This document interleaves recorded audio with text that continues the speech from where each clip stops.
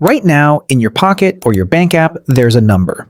That number controls what you eat, where you sleep, and how free you are. But here's the strange part. That number isn't backed by anything.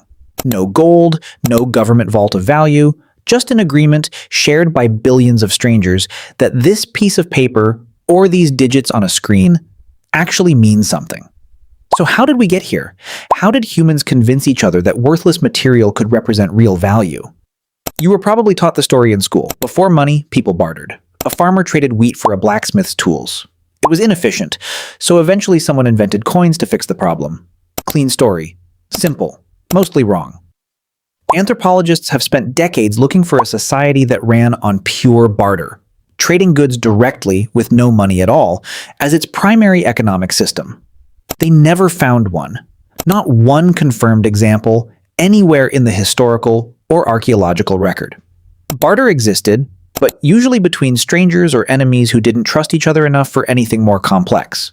It was never how communities actually ran. So if it wasn't barter, what was it? The answer is debt. Long before coins, before writing itself, humans ran on memory and trust. If you gave your neighbor a chicken, you didn't demand something back immediately. You remembered that they owed you one. They'd repay you later in whatever they had. Grain, labor, a favor during harvest. Entire villages functioned on invisible ledgers of mutual debt, tracked in people's heads. This system worked because everyone knew everyone. But it had a limit. It couldn't scale. You can't run an obligation-based economy with a stranger passing through, someone you'll never see again.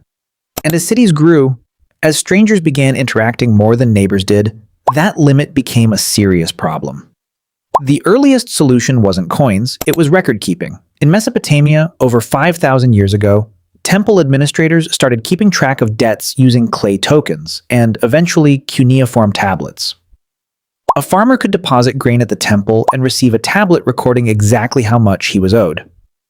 That tablet could be transferred, traded, used to pay someone else. It wasn't valuable because of the clay. It was valuable because everyone trusted the record. That's the real origin of money, not a shiny object. A trusted record of who owes what to whom. Physical currency came later, and it took strange forms before it looked anything like a coin.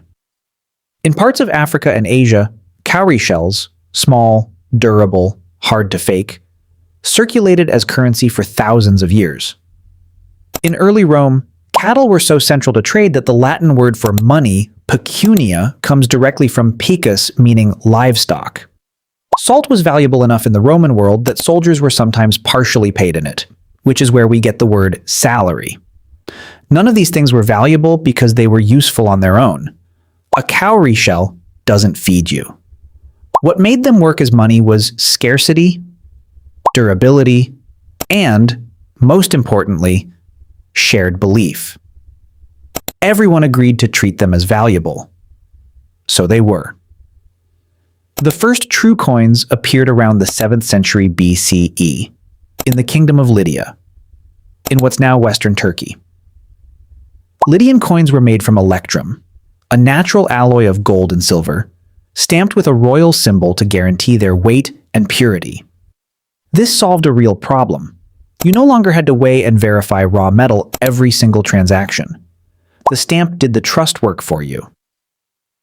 From Lydia, coinage spread rapidly through Greece, then the Mediterranean, then the known world. Empires realized something powerful. Whoever controlled the mint controlled the trust. Coins became a tool of state power, not just commerce. Paper money came even later, and from an unexpected direction. In 7th century China, merchants grew tired of hauling heavy strings of coins across long trade routes. They began depositing coins with trusted merchants and receiving paper receipts instead, proof of deposit that could be exchanged like the coins themselves. By the Song dynasty, the government took over this system, printing the first official government-backed paper currency in human history. This was a strange leap for people to accept. Paper has no inherent value. It doesn't feed you, doesn't warm you, doesn't defend you. And yet, once enough people trusted that it could be exchanged for something real, that trust alone was enough to make it function as money. Eventually, most currencies in history were tied to something tangible. usually gold. Governments promised that paper money could be exchanged for a fixed amount of gold on demand. This was meant to keep the system honest. That promise ended for most of the world in the 20th century. Today, almost no currency on Earth is backed by gold or any physical commodity. The dollar in your pocket, the numbers in your banking app, they're backed by nothing but confidence. Confidence in a government, in a central bank, in the idea that everyone else will keep accepting it tomorrow. Which means the honest answer to what is money isn't gold, isn't paper, isn't metal. It's belief, organized at civilizational scale. A shared agreement so consistent, so widely accepted that we forget it's an agreement at all. Every time you hand over cash, or tap a card, or send a bank transfer, you're not exchanging value. You're renewing an agreement. The same agreement that started with a clay tablet in a Mesopotamian temple 5,000 years ago. A record, a promise. A story everyone agrees to keep telling. Money was never really about the object, it was always about the trust.